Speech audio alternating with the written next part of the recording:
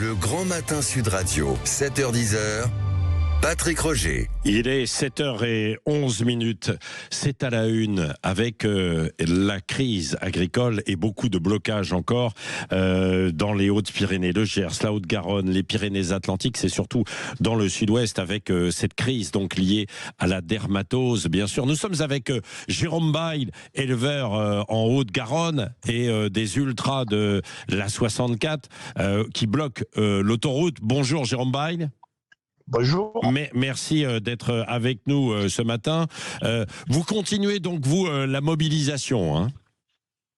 Ah mais bien sûr, nous on a dit que tant qu'on n'avait pas des réponses claires et des actes rapides, on continuerait notre mobilisation. Mais je vois qu'il n'y a pas que nous, puisque je vois des appels de tous les jours à rejoindre le mouvement et à bloquer et se faire entendre. Oui, alors je le disais, vous voulez des réponses claires. Alors la ministre de l'Agriculture, Annie Genevard, doit venir cet après-midi du côté de Toulouse. Est-ce qu'il y a une rencontre d'ailleurs de prévue avec vous, Jérôme Bail ? Alors c'est un peu compliqué, oui, elle vient cet après-midi, mais en premier lieu, il faut qu'elle rencontre surtout les éleveurs qui ont été impactés, et les familles d'éleveurs qui ont été impactés, parce que il y a eu trois dépeuplements total vraiment sur l'ensemble des animaux. C'est ça le plus de l'exploitation. Aucun animal n'a été épargné. Donc il faut qu'elle rencontre ces gens-là, mais d'après des premières infos, elle veut rencontrer que les personnes seules. Et moi je sais que l'agriculteur de mon département m'a appelé hier pour que j'aille avec lui parce que il est énervé, il est en colère, et qui stresse, et voilà, ça peut mal se passer. Donc voilà, après il y a une réunion de prévue, mais bon, une réunion qui va servir à quoi, j'en sais rien, puisque il y a tous les présidents de chambre d'agriculture d'Occitanie, il y a le président de la chambre régionale, il y a aussi tous les syndicats qui sont représentés, les syndicats départementaux, les syndicats régionaux, les syndicats de l'Ariège aussi, qui ont été impactés, et ils avaient sûrement oublié dans cette liste, il y avait les ultras de la 64 qui ont quand même remporté les élections du chambre avec 45% des voix. Donc au début, on n'a pas été invités.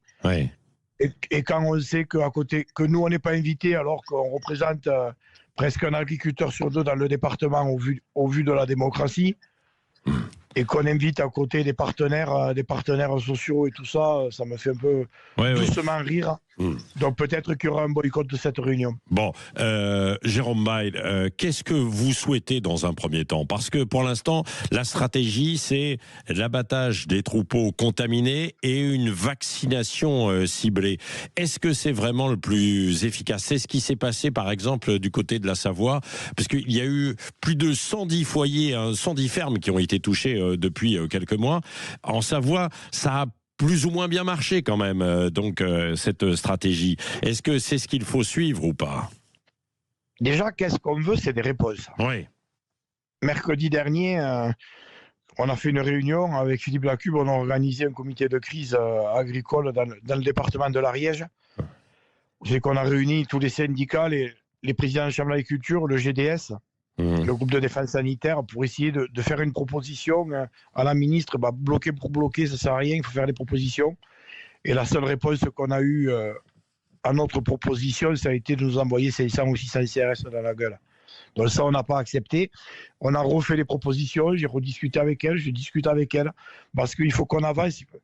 Ce qu'il faut comprendre, c'est qu'aujourd'hui, on n'est plus dans la même saisonnalité que malheureusement dans les Savoies, où c'est que, et on n'est plus du tout dans le même système d'élevage.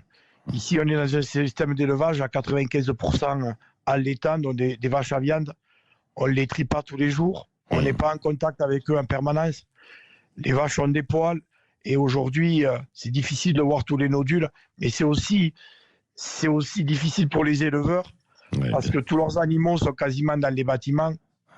Et en étant dans les bâtiments, ça fait un même lien épidémiologique, donc ça fait un même foyer. Et pour vous dire, ça va faire une casse énorme.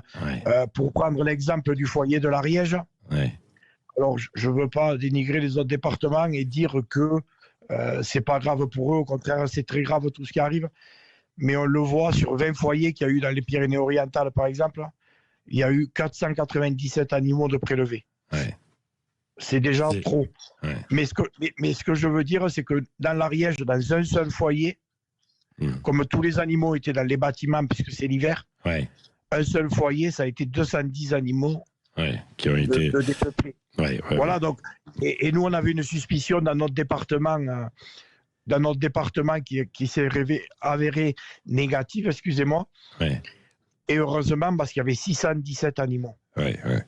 Non, mais voilà. c'est vrai, il y a un contexte qui est un peu différent. Est-ce qu'il n'y a pas aussi une colère et un malaise beaucoup plus profond du monde agricole, Jérôme Bail, à travers ce mouvement, au-delà de la dermatose? Et je sais par exemple que cette semaine, il est envisagé la signature sur le Mercosur. Hein. Évidemment, ça inquiète beaucoup. Sébastien Lecornu voudrait reporter cette signature. Qu'est-ce que vous demandez ce matin au Premier ministre? Mais il demande à l'avoir, mais il faut qu'il se batte pour l'avoir. Et même l'annulation. Comme tu l'as dit, la crise, elle va plus loin. Elle va plus loin que la DNC. La DNC, aujourd'hui, c'est un combat pour les éleveurs, c'est un combat pour ces familles qui sont gravement touchées, mais ça va plus loin. Nous, dans les revendications, et vous en rappelez, on m'a traité, tout le monde a crié en disant que je m'étais couché devant Gabriel Attal, que j'avais joué petit bras. Et bien cette année, nous, on a joué gros bras.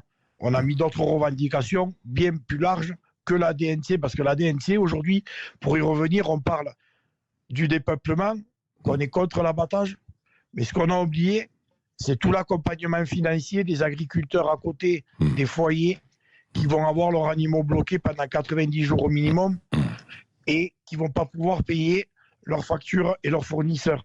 Donc, il y a ça, il y a la problématique du Mercosur, bien sûr, qui est une... Il faut reporter. Mais il y en a d'autres. Il y en a d'autres. Aujourd'hui, on voit au moment où on parle de guerre alimentaire, de souveraineté alimentaire, qu'en Europe, on a le prix le plus bas, le prix au monde le plus bas sur le prix d'intervention. Donc, tout simplement, sur la céréale, on a un prix à 101 € la tonne sur du blé tendre qui n'a pas été réévalué depuis 2001. En sachant qu'aux États-Unis, c'est à plus de 250 €. Quoi. Bon, on voit qu'il y a de multiples causes. Donc, vous demandez le report, en tout cas, de la signature du Mercosur. Mais l'annulation. L'annulation sur le Mercosur. Juste, vous allez rester... une dernière question, Jérôme Bail. Vous restez mobilisé jusqu'à quand? Certains disent que vous allez maintenir le blocage jusqu'à Noël. C'est ce que vous avez l'intention de faire? Alors, je ne sais pas si c'est un signe. Alors, je vais le prendre dans ce signe positif. Il y a des gens qui nous ont amené des sapins de Noël. Alors, soit c'est parce que nous, chez nous, quand on dit que ça sent le sapin, ça sent vraiment pas bon pour nous. C'est qu'on s'approche de la tombe. J'espère que ça ne sera pas ça. Ou alors, c'est qu'on nous a amené des sapins parce que les gens veulent qu'on reste sur l'autoroute pour fêter Noël tous ensemble. Et peut-être que le jour de Noël, on aura une belle surprise qui sera une réponse à toutes nos revendications. Et entre nous, je vais garder, c'est la deuxième hypothèse, parce que malheureusement, il y a déjà trop d'agriculteurs qui ont rejoint le sapin et surtout trop de nos animaux. Merci beaucoup, Jérôme Bail, d'avoir été avec nous. On va continuer de vous suivre. Et vous pouvez réagir d'ailleurs à ce qu'a dit Jérôme Bail, bien sûr, si vous êtes derrière lui, si vous estimez qu'il faut peut-être lever aussi les barrages. Il y en a certains qui sont peut-être favorables à ça. Vous n'hésitez pas, vous nous appelez 0826 300 300. Et tout à l'heure, après 7h30, nous serons avec un éleveur du côté de la Savoie qui nous racontera ce que lui, il a vécu. Merci Jérôme Bail d'avoir été avec nous ce matin en direct sur Sud Radio.